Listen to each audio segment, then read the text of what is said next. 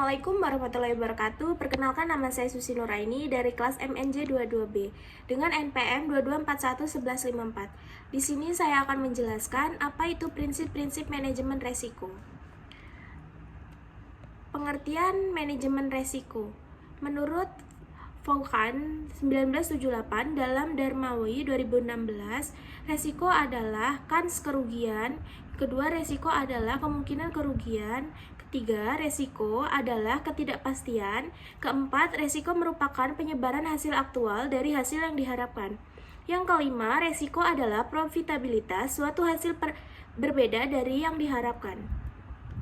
Resiko dan ketidakpastian.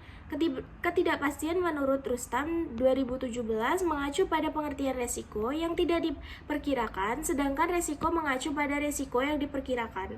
Subjek resiko memiliki kualitas, diketahui tingkat profitabilitas kejadiannya, dan ada data pendukung mengenai kemungkinan kejadiannya. Prinsip-prinsip identifikasi resiko dibagi menjadi 3 bagian. Yang pertama, pemahaman tentang adanya resiko. Yang kedua, pengetahuan sifat-sifat resiko. Yang ketiga, dampak resiko terhadap kelangsungan usaha, tingkat kegawatan resiko, dan menentukan prioritas resiko tersebut.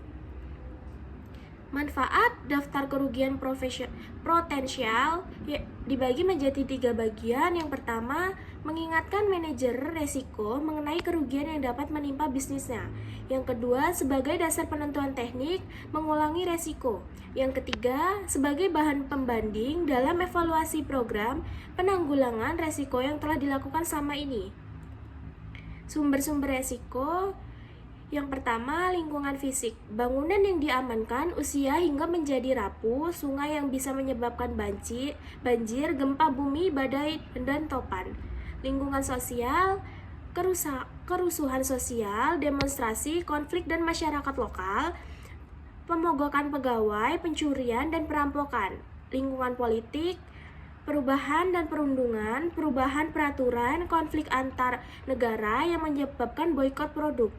Lingkungan legal, gugatan karena gagal mematuhi peraturan dan perundungan yang berlaku.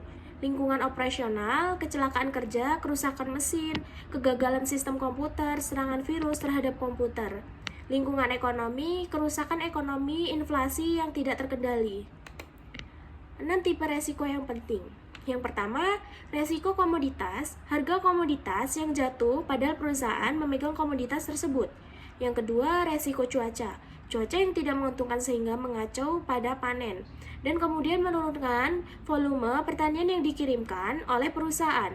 Yang ketiga, resiko counterplay. Perusahaan gagal memenuhi kontraknya terhadap perusahaan.